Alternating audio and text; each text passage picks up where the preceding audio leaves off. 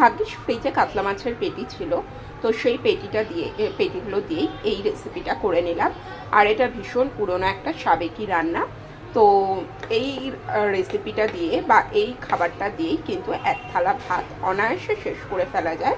তো দেখো কাতলা মাছের পেটিগুলো আমি ভালো করে ধুয়ে নিয়েছি। এখানে নুন, হলুদ, লঙ্কার গুঁড়ো দিয়ে ভীষণ ভালো করে মেখে নেব।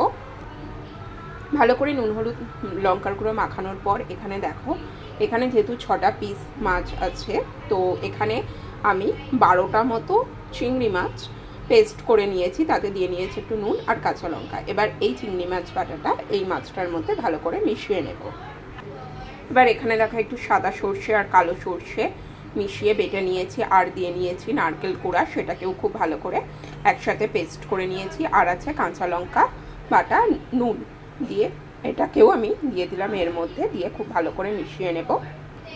দেখো এবার এটা দিয়ে দিলাম সরষের তেল, আর যে টিফিন বক্সটা আমি করব ভাপাবো সেটাতে একটু তেল নিয়ে সেটাকে ব্রাশ করে নেব।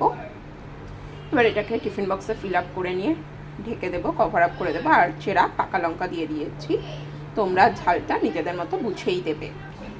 দেন এটা কভার করে দেবো 15 মিনিট এর জন্য, আর 15 মিনিট পর আবার ফিরে আসছি। দেখো ঠান্ডা হওয়ার পর টিফিন বক্সটা খুলে নিলাম। আর হ্যাঁ, 15 মিনিটের ভেতর প্রায় 7 কি 8 মিনিট পর আমি একবার টিফিন বক্সটাকে ওপেন করে মাছগুলো যেগুলো নিচে ছিল সেগুলোকে উপরে দিয়েছি, আর উপরের মাছগুলোকে নিচে দিয়ে দিয়েছি আরও ভালোভাবে বেকড হওয়ার জন্যে। তো দেখো এটাকে পুরোই রেডি, আর তেল পুরো উপরে উঠে এসেছে। দেখো মাছ কত ভালোভাবে সিদ্ধও হয়ে গেছে। তো এই রেসিপিটা কেমন লাগলো জানাতে কিন্তু একদমই ভুলো না। আর হ্যাঁ, আমার চ্যানেলে যারা নতুন বন্ধু তারা ভালোবেসে পাশে থেকো, সাবস্ক্রাইব করো। টাটা।